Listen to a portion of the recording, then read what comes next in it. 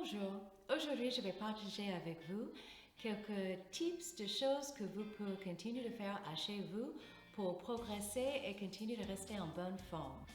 Qu'est-ce que je peux continuer de faire toute seule à la maison? C'est probablement la question que les gens me demandent le plus. Et j'adore recevoir des questions. S'il vous plaît, continuez de poser des questions. N'hésitez pas de même mettre des questions dans les commentaires. Comme ça peut inspirer de futurs tips. Aujourd'hui, c'est le dernier pour l'été. Je suis très fatiguée, donc je vais tenir un papier dans la main. Donc, ma premier conseil, c'est de continuer d'apprendre les choses par cœur. D'apprendre les choses par cœur, c'est un muscle. Donc, il faut continuer de travailler ce muscle. Comme ça, un jour, quand vous avez un grand scénario d'apprendre, tu peux apprendre comme ça. Donc, qu'est-ce que vous pouvez être en train de faire? Régulièrement apprendre les choses par cœur, comme un poésie, des lyriques, des chansons que vous adorez, un passage dans un livre, n'importe quoi. Juste continue de travailler ces muscles. Une autre chose que vous pouvez faire, c'est de continuer de faire des exercices sur votre voix et respiration. Comme vous avez vu dans une dernière vidéo, l'importance de continuer de travailler sur le diaphragme et pour les gens qui ont besoin de continuer de faire des exercices sur l'articulation. Lire des biographies de gens que vous admirez, c'est quelque chose qui booste beaucoup de morale et de confiance souvent. Parce que vous serez très étonné de voir les gens que vous admirez traversent des choses similaires comme vous ou qui bataillent souvent avec des problèmes de confiance, syndrome d'imposture et des choses comme ça. Donc ça peut être très inspirant. Sur le sujet de lire la fiction. C'est quelque chose pour plusieurs raisons qui est très important. Première raison, c'est quand on lit fiction, c'est la seule chose qu'on fait qui coupe la tête. Parce que quand on lit, on ne peut pas être en train de penser de notre vie, nos soucis, nos problèmes personnels, et ça fait beaucoup de bien d'avoir cette coupure. Aussi, quand on lit la fiction, on est obligé de travailler sur la créativité parce qu'on travaille aussi sur la visualisation. Et je peux vous dire que les gens qui ne lisent pas, je capte toujours. Parce que les gens qui ne lisent pas ont toujours du mal de faire le développement d'un personnage. Et ils ont juste un gros manque de créativité. Parce que franchement aussi, c'est avec des livres qu'on va vraiment plus profond dans la psychologie de les gens.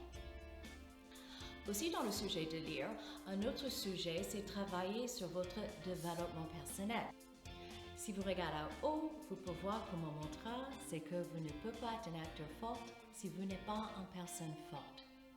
D'abord, le travail sur le développement personnel, c'est un sens où vous êtes en train de continuer d'apprendre la psychologie de les gens.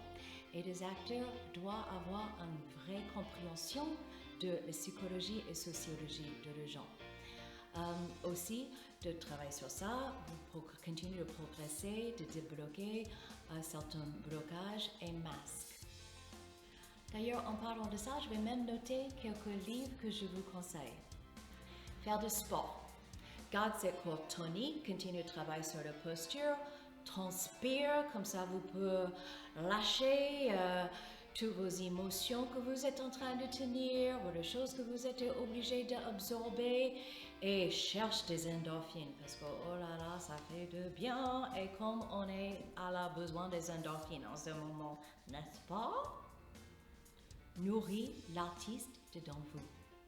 Trouvez de différents moyens d'être créatif. Si vous êtes des acteurs, j'espère que c'est pour de bonnes raisons et c'est parce que vous adorez vous exprimer dans une manière créative. Donc vous êtes des artistes et il faut que cet artiste est constamment nourri. Donc cherche des autres moyens. Les peintures, les sculptures, les instruments de musique, de photographie, les danses, le skate, n'importe. Mais trouvez un moyen de nourrir l'artiste dedans vous. S'en occupe de chez vous. Vous passez énormément de temps dedans chez vous. Déjà au moins 8 heures pour dormir, pour probablement aussi comme un bureau. Donc nettoyer chez vous, faire le tri, dégager de l'énergie qui ne vous sert plus. Créer l'espace pour de nouvelles choses de rentrer dans votre vie. Il faut avoir l'espace pour de nouvelles choses de rentrer. Vous pouvez toujours être en train de faire le travail de monologue. De faire le travail de monologue, ça vous oblige de continuer de faire du développement de personnages, travailler sur toutes les choses fondamentales d'une scène, lire des pièces, étudier des films. Comme ça aussi, vous sentez que tu es toujours actif. Et le dernier, et probablement le plus important, travaille sur vos outils. Vérifiez que tous vos outils sont à jour. De nouvelles photos, mis de nouvelles images dans votre banque de mots. Vérifiez que votre CV est à jour. Voilà.